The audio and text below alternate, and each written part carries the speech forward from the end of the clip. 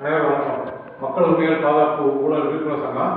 இப்போ நம்ம பேசுறதுக்கு முன்னாடி ஒரு காணொலி ஒளிபரப்பு பார்த்துருக்கீங்க. நீங்கள் அந்த காணொலி ரோடு எங்கன்னு பார்த்தீங்கன்னா மதுரை மாவட்டம் பேரூர் வட்டம் தேக்கழுப்பட்டி ஒன்றியத்துக்கு உட்பட்ட வேளாண்மை பஞ்சாயத்து, அதாவது தேக்கழுப்பட்டிலிருந்து விருதுநகர் செல்லும் சாலை, அந்த வேளாண் ரோடுன்னு சொல்லுவாங்க. அந்த விருதுநகர் செல்லும் சாலை வந்து அந்த சாலை வந்து வெங்கடாச்சலம் கிராமத்தில் அந்த பேருந்து நிலக்குடை இருக்குது. அந்த பேருந்து நிறுத்த நிலக்குடை இருக்குது.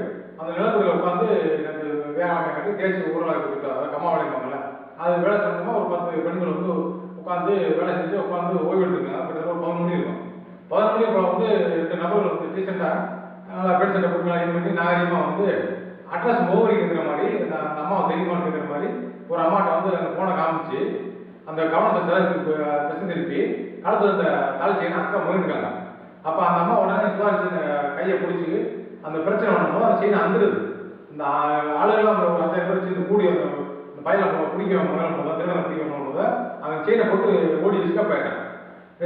அப்போ அந்த செயினை வந்து அந்த அம்மா 2-3 அந்து கிடச்சிச்சு. அந்த அம்மா பேர் சொல்ல விடல, ஏன்னா அந்த அம்மா எதுவும் பாதிப்பு பயப்படுறாங்க. அதனால அந்த அம்மா பேர் சொல்ல விடல.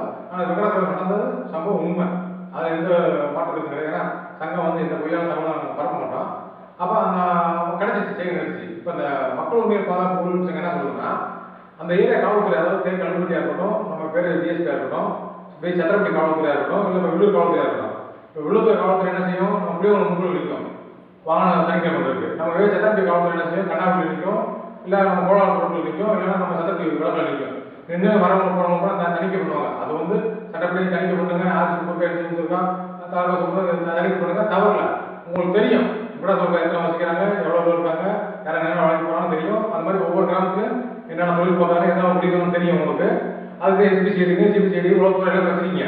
இப்போ நாங்கள் என்ன சொல்கிறோம்னா, வெளியிலேருந்து புதுசாக ஒரு ஆள் நடமாட்டம் இருந்துச்சுன்னா அவனை முழுசாக விசாரணை பண்ணுங்க.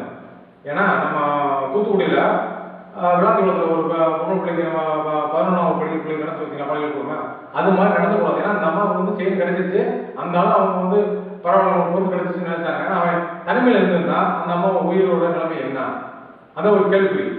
இந்த மாதிரி ஒரு தனிமையில் பொம்பளை போகிறது இப்போ அச்சமாகிடுச்சு. நம்ம ஏரியா நடந்துச்சு. இப்போ மதுரை மாவட்டம் பேரூர் வட்டம் கல்பட்டி ஒன்றியத்துக்குள்ள பகுதியில் நடக்க ஆரம்பிச்சிச்சு. இப்போ காவல்துறை என்ன செய்யுதுன்னா, நீங்கள் இப்போ புதுசாக நடமாட்ட ஆளுநர் வந்து அவங்க வந்து முழுசாக விசாரணை பண்ணுங்க. அவன் எந்த ஏரியான்னு விசாரணை பண்ணி உடனே அவன் கைது பண்ணி உடனே தண்டனை வாங்கிக்கோங்க. காவல்துறையை வந்து இங்கே இருக்க அந்த திருடர்கள், ரீசன் திருடர்கள் வந்து உங்கள் மேலே அச்சத்தை ஏற்படுத்துகிற அளவுக்கு நீங்கள் நடக்குதுங்க.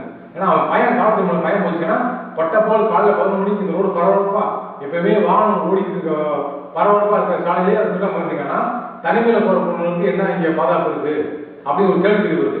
அதனால இந்த பெண்களுக்கு பாதுகாப்பு ஏரியா காவல்துறை அனுப்புன்னு கேட்டுக்கிறோம். மக்கள் உரிமைகள் பாதுகாப்பு ஊழல் சங்கம். நன்றி.